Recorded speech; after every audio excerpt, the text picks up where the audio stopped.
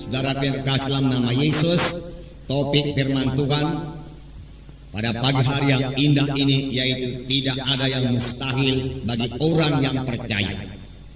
Memang ada firman Tuhan mengatakan tidak ada yang mustahil bagi Tuhan. Tetapi nanti kita membaca dalam buku Markus pasal 9 ayat 23 yang mengatakan tidak ada yang mustahil bagi orang yang percaya.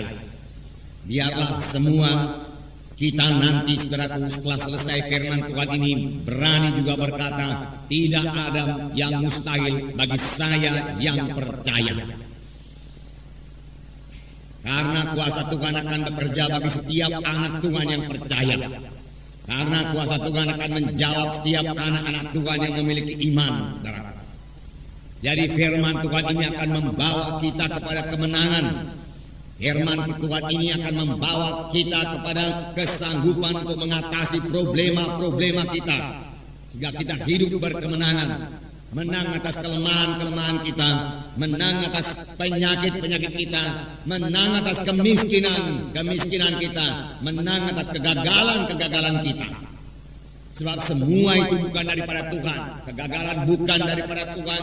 Kemiskinan bukan daripada Tuhan. Kekurangan bukan daripada Tuhan. Janganlah disalahkan Tuhan karena kekurangan kita. Tetapi lebih baik kita kenal siapa Tuhan Yesus itu dan apa maksudnya dalam hidup kita. Dan biarlah kita mulai beriman kepada apa yang dijadikan Tuhan kepada kita. Dari firman Tuhan kita akan mengenal bahwasanya Tuhan tidak menghendaki kita gagal. Tuhan tidak menghendaki kita miskin, saudaraku. Tuhan tidak menghendaki kita kalah.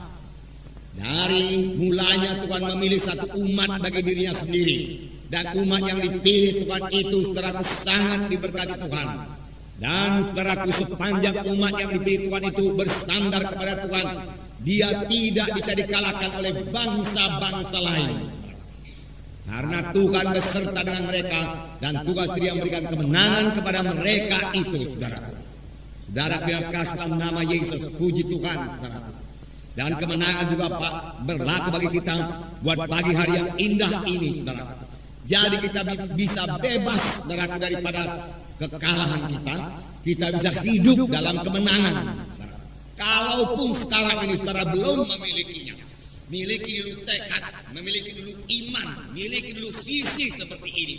Dari firman Tuhan yang saudara dengar ini, saudara akan memiliki visi. Oh, rupanya saya bisa menang. Saya tidak perlu kalah. Saya tidak perlu gagal lagi. Oh, rupanya penyakit tidak perlu menguasai saya lagi. Saya sudah kenal hak saya. Saya sudah kenal apa yang disediakan Tuhan bagi saya. Oleh sebab itu mulai sekarang hidup saya berkemenangan. Penyakit tidak menguasai saya. Karena kesembuhan sudah disediakan Tuhan bagi saya. Haleluya, Tuhan katakan. Dengan berkata demikian iman saudara mulai tumbuh. Dan kalau tiap-tiap hari saudara terus beriman demikian, saudaraku, maka sama sebagaimana iman saudara akan jadi kepada saudara. Jadi miliki iman lebih dahulu. Sebab firman Tuhan berkata tanpa iman mustahil. Dari mana datangnya iman? Iman datang daripada firman Tuhan. Iman datang daripada mendengarkan firman Tuhan. Mendengarkan firman Tuhan yang benar, saudaraku. Mendengarkan firman Tuhan yang memberikan pengertian yang benar kepada Tuhan, kepada saudara dari hamba Tuhan yang benar, saudara. Itu sebabnya kita perlu sekali mendengarkan, saudaraku, hamba-hamba Tuhan yang benar yang diurapi Tuhan. Sehingga dia dapat memberikan pengertian yang benar dari firman Tuhan kepada kita. Dan pengertian yang benar dari firman Tuhan kepada kita itu, kita memiliki iman. Kita memiliki iman. Sebab firman Tuhan berkata, tanpa iman mustahil. Semua orang yang menghampiri Allah, semua orang yang berharap sesuatu daripada Tuhan, semua orang saudaraku yang mau supaya doanya dijawab Tuhan, harus memiliki iman lebih dahulu, saudaraku. Dan firman Tuhan juga berkata, sama sebagaimana imanmu jadi padamu. Apa yang kita percaya itu jadi kepada kita. Iman artinya kita percaya bahwasanya apa yang dijanjikan Tuhan itu genap kepada kita. Sudah genap kepada kita. Adalah milik kita. Mengapa? Saudaraku, apakah dasarnya? Saudaraku, bukan perasaan kita, bukan penglihatan kita. Dasarnya semata-mata hanyalah firman Tuhan, hanyalah janji Tuhan. Tuhan sudah menjanjikannya dan kita tahu janji itu bagi kita, saudaraku. Lalu kita berkata, terima kasih Tuhan. Janji itu bagi saya, Tuhan. Saya terima sekarang, Tuhan. Oleh sebab itu sekarang saya sudah sembuh, Tuhan. Oleh sebab itu sekarang saya sudah keberkatan, Tuhan. Karena firman-Mu sudah mengatakannya demikian.